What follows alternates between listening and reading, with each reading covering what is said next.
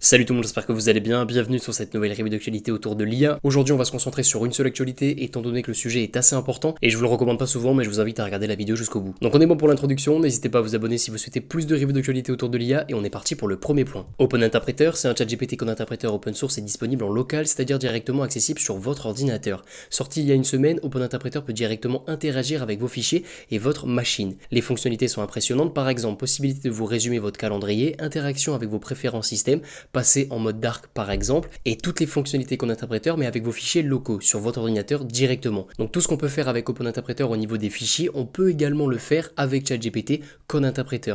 Mais avec Open Interpreter, aucun besoin de charger les fichiers sur un site. Donc Open Interpreter est une véritable petite révolution. C'est un assistant IA qui reprend le concept révolutionnaire de ChatGPT Code Interpreter, mais qui peut se baser sur vos applications et vos fichiers pour accomplir la tâche que vous lui avez donnée. Donc maintenant qu'on a parlé des avantages d'Open Interpreter, on passe à la définition d'un cheval de Troie en informatique et vous allez, je pense, assez rapidement faire la liaison. Un cheval de Troie en informatique, c'est un programme d'apparence inoffensive, mais qui contient un logiciel malveillant installé par l'utilisateur lui-même. Donc pour revenir à Open Interpreter, le projet est safe avec 20 000 notes sur GitHub. La communauté aurait largement eu le temps de détecter un potentiel bout de code malveillant dans Open Interpreter. Mais Open Interpreter, comme ChatGPT Code Interpreter, exécute du code qu'il a lui-même codé pour réaliser l'action que vous lui avez demandé.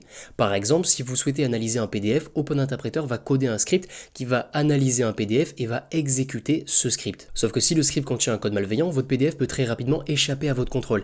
Et c'est ça qui est très dangereux. Open Interpreter génère du code et l'exécute directement sur votre machine avec un accès à vos fichiers et un accès à Internet. Donc les possibilités de piratage sont automatiquement très nombreuses. Pour coder un script, Open Interpreter se base par défaut sur GPT 3.5 ou GPT 4, des modèles plutôt très safe. Sauf que s'il lui manque une information pour coder un script ou réaliser une action, Open Interpreter via les instructions de GPT 4 peut logiquement coder un script pour aller chercher des informations sur Internet. Et si ces informations sont formaté pour ajouter du code malicieux de manière très discrète, ça devient un risque majeur. Donc pour revenir à notre définition du cheval de Troie, Open Interpreter n'est pas directement un cheval de Troie. Par contre, Open Interpreter peut générer un script à l'apparence safe, mais qui contient en fin de compte des bouts de code malveillants et qui transforme le script en cheval de Troie ou en backdoor. Donc pour moi, la balance bénéfice-risque n'est absolument pas intéressante pour le moment. D'ici quelques semaines, voire quelques mois, on aura un Open Interpreter sous Docker, c'est-à-dire qu'on lui donnera un environnement limité et il ne pourra pas sortir de cet environnement, sauf via des règles bien spécifiques. Et d'ailleurs, je parle de Docker, mais ça peut être une autre technologie. En tout cas, de grosses évolutions arrivent dans le secteur des assistants IA, puisqu'effectivement la productivité est décuplée,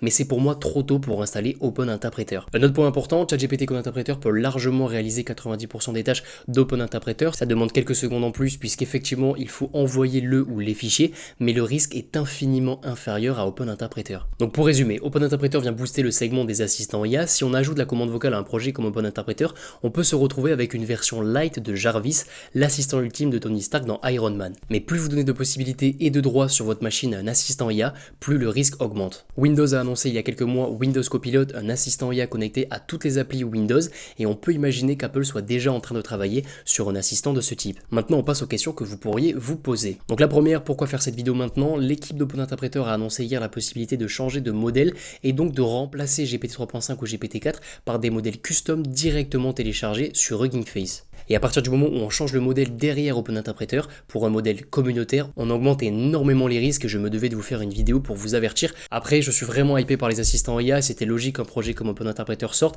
et vu la hype depuis 6 jours, une vidéo était quoi qu'il arrive prévue pour dans la semaine. Ensuite, et avec toutes les informations que je vous ai données, une question qui peut se poser, est-ce que je risque de me faire pirater si j'utilise GPT 3.5 ou GPT 4 via ChatGPT? Donc le risque zéro n'existe malheureusement pas en informatique, mais si vous vous limitez à ChatGPT, vous ne risquez quasiment rien. Des centaines de milliers de personnes utilisent ChatGPT chaque jour, ce qui oblige OpenAI à sécuriser GPT 3.5 et GPT 4 au maximum. Le risque augmente si vous utilisez des plugins, surtout connectés au web, mais là encore, si vous n'envoyez pas d'informations sensibles, vous ne risquez quasiment rien. Je vous recommande la vidéo de Micode, sortie récemment, qui parle justement de ce sujet, qui est un sujet super intéressant. Ensuite, prochaine question, je suis développeur, je peux donc vérifier le code que générera Open Interpreter.